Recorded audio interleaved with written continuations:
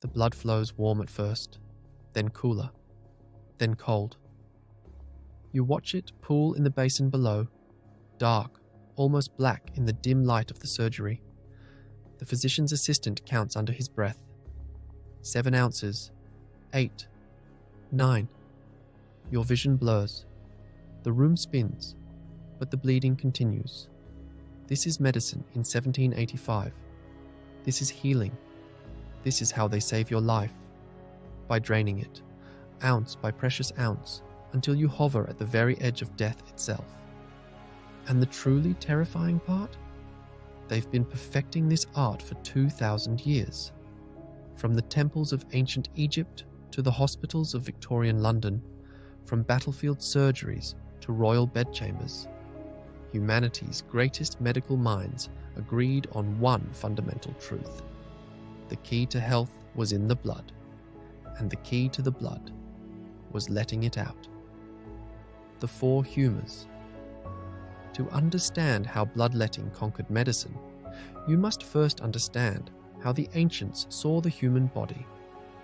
Not as the complex system of organs we know today, but as a vessel containing 4 essential fluids, 4 humours that must remain in perfect balance: blood, phlegm, yellow bile, black bile. Hippocrates, the father of medicine, wrote in 400 BCE. The body of man contains blood, phlegm, yellow bile, and black bile. These are the things that make up its constitution and cause its pains and health. Too much blood? You became feverish, manic, lustful. Too little? Weakness, melancholy, death. The solution seemed obvious. When blood ran too hot or too thick, you simply let some out. But it was Galen of Pergamon who transformed bloodletting from theory to law. Physician to gladiators and emperors, Galen declared in 165 CE that blood was produced continuously by the liver, like a fountain that never ceased flowing. Left unchecked, this blood would stagnate, corrupt, and poison the body from within. His prescription? Bleed early. Bleed often. Bleed until the patient faints. For the next 1,500 years, no physician would dare question this wisdom. The barber's blade. Walk through any medieval town, and you'd know the bloodletter by his pole. Red and white spiraling endlessly upward. Red for arterial blood, white for bandages.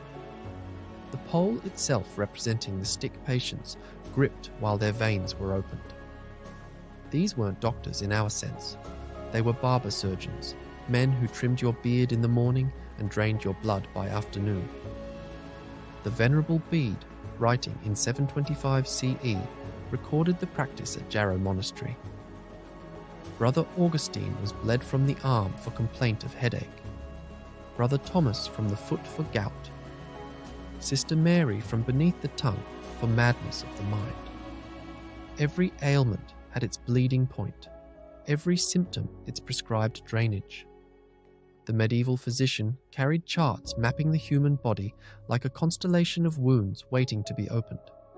29 primary bleeding sites, each corresponding to astrological signs and lunar phases. When the Black Death swept through Europe in 1348, physicians bled the dying by the thousands. Pope Clement VI's personal physician, Guy de Chauliac, wrote, "I bled His Holiness 14 times in 6 days, drawing forth the corrupt blood. By God's grace alone, he survived." The Pope lived. Millions didn't. Yet no one questioned the treatment. The monastery bleedings. In medieval monasteries, bloodletting wasn't medicine. It was ritual. The rule of St. Benedict mandated regular bleedings for all brothers, sick or well. 4 times a year, the entire monastery would undergo minutio, the ritual opening of veins.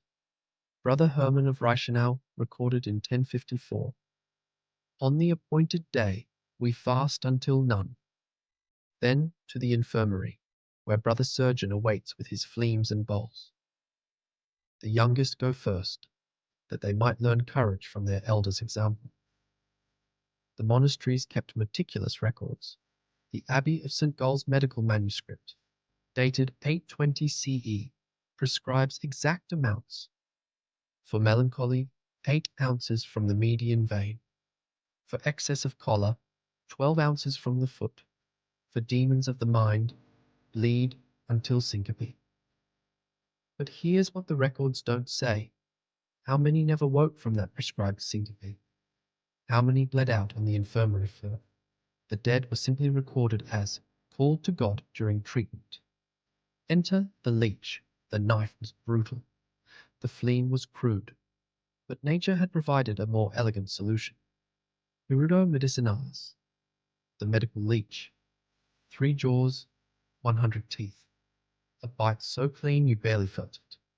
And in its saliva, a cocktail of chemicals that would take science centuries to understand. Anticoagulants to keep blood flowing. Anesthetics to numb the pain. Vasodilators to increase the harvest. The Edwin Smith papyrus, dating to 1600 BCE, contains the first recorded use. 4. The swelling of the flesh. Apply the waterworm to draw forth the bad blood. But it was medieval Europe that elevated the leech to medical miracle. The leech collectors, they called them leech gatherers, would wade into marshes barefoot, letting the creatures attached to their legs. A good collector could gather hundreds in a morning, though many paid for their harvest with infected wounds and blood diseases. By the 12th century, every apothecary stocked leeches like herbs.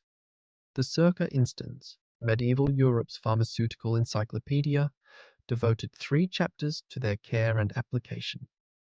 Swedish leeches for delicate ladies, Hungarian leeches for robust effect, German leeches for the deepest draw. The royal blood. When blood was sacred, royal blood was divine, and no blood was let more freely than that which flowed in noble veins. King Charles II of England, they called him the Merry Monarch. On February 2nd, 1685, he suffered what we now know was a stroke. His physician's response would horrify any modern doctor. Dr. Edmund King's journal records the treatment. His Majesty was bled immediately from the arm, taking 8 ounces. Then, cupping glasses to the shoulders, extracting another 8. Scarification of the head and feet, drawing 5 ounces more. In 4 days, they drained him 16 times. 64 ounces of blood, nearly half his total volume. They applied leeches to his temples, his neck, his rectum. When he inevitably grew weaker, they diagnosed insufficient evacuation and bled him harder. His final words, gasped through bloodless lips. I am sorry, gentlemen, for being such a time a-dying. He wasn't the only one. Louis XIII of France was bled 4 to 7 times in 1 year. George III, during his madness, endured bloodletting sessions that left him too weak to stand. Maria Theresa of Austria was bled while giving birth, simultaneously losing blood from 2 sources, all in the name of balance. December 14, 1799. Mount Vernon. George Washington wakes with a sore throat. By evening, 3 physicians attend the dying president. Their prescription was unanimous: bleeding. Dr. James Craig's notes detail the massacre. First bleeding, 12 ounces. General blood. Second bleeding, 18 ounces.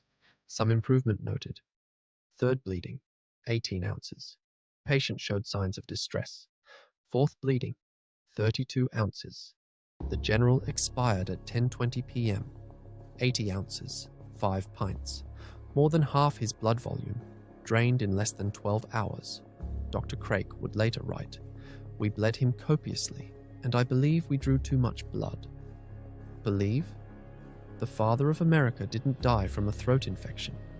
He was murdered by medical consensus, 1 basin at a time. The Leech Mania. If the 18th century was bloodletting's golden age, the 19th was the era of leech mania. François-Joseph Victor Broussais, Napoleon's surgeon, believed all disease stemmed from gastrointestinal inflammation. His cure? Leeches, and dozens of them, applied directly to the abdomen. France alone imported 42 million leeches in 1833. Broussais himself was said to have used 2.5 million in his career. His students called him the vampire of medicine. Women especially suffered under leech mania. Any complaint, headaches, fatigue, hysteria, meant leeches. Dr. Giovanni Venso of Venice recorded treating one patient with 400 leeches over 2 months for excessive melancholy following childbirth. The patient died. Venso blamed insufficient leeching. The children's sacrifice. But perhaps nowhere was bloodletting more horrific than in pediatric medicine. Children, with their excess of sanguine humour, were bled for everything. Teething, colic, nightmares. Dr. Thomas Muffet wrote in 1584, "For the fitting of children, let blood from the jugular until the convulsions cease, or the child grows quiet." They had special instruments for infants, tiny lancets, miniature scarificators, baby leeches, bred specifically for delicate skin. The London Medical Gazette of 1828 advertised Dr. Hampton's infant scarificator for the gentle bleeding of subjects under 2 years. The Royal London Hospital's records from 1845 show 3,000 children treated with bloodletting. The mortality rate, 60%. The surviving 40% were declared successfully balanced. The science of suffering. What makes bloodletting's reign so terrifying isn't just its barbarism, it's how logical it seemed. Every observation confirmed the theory. Bleed a fever patient, and their temperature often dropped because they were going into shock. Bleed an agitated patient, and they calmed because they were dying. The weak pulse, the pale skin, the quiet delirium, all interpreted as signs of improving balance. Dr. Pierre Louis, one of the first to question. Bloodletting conducted a study in 1835. He found that pneumonia patients who were bled extensively died at 3 times the rate of those bled moderately. His conclusion? Perhaps we should bleed less aggressively. Not stop, just less. The slow death of a bad idea. William Harvey discovered blood circulation in 1628. It took medicine 200 more years to admit bloodletting might be wrong. Even as germ theory emerged, as antibiotics were discovered, as modern medicine dawned, bloodletting persisted.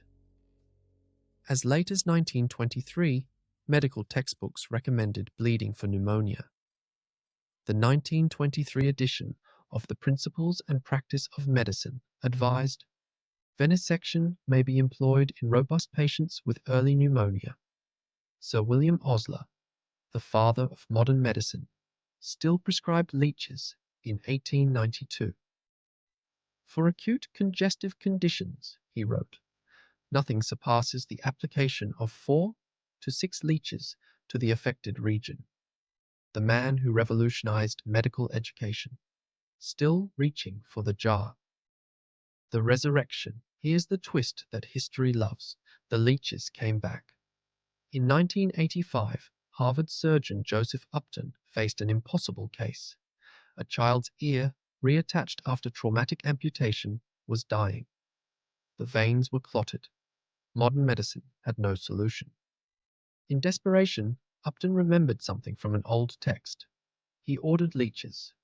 Hirudo medicinalis, that ancient bloodsucker, saved what science couldn't. Its saliva contained hirudo, an anticoagulant more powerful than anything in our pharmacies. The ear survived. The child kept her hearing. Today, Hospitals stock medical leeches. The FDA classifies them as medical devices. What we mocked, we now embrace, not for balancing humors, but for the biochemistry we finally understand. 2,000 years. That's how long we bled humanity in the name of healing.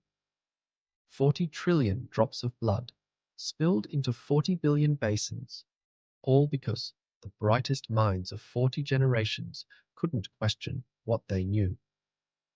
The fleams rust in museums now, the scarificators gather dust, the bleeding bowls serve as curiosities, conversation pieces about primitive medicine and barbaric times. But here's what should keep you awake at night. What are we doing right now, today, with absolute confidence that future generations will view with the same horror? What consensuses do we cling to?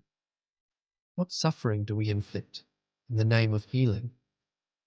The truth is, bloodletting wasn't abolished because we grew more compassionate. It ended because we finally counted the corpses. Because someone, after 2 millennia, thought to ask, are we actually helping? Every age believes its medicine is modern. Every generation trusts its healers. And every era bleeds its patients, literally or metaphorically, until someone has the courage to question the unquestionable. The leeches, at least, have been vindicated.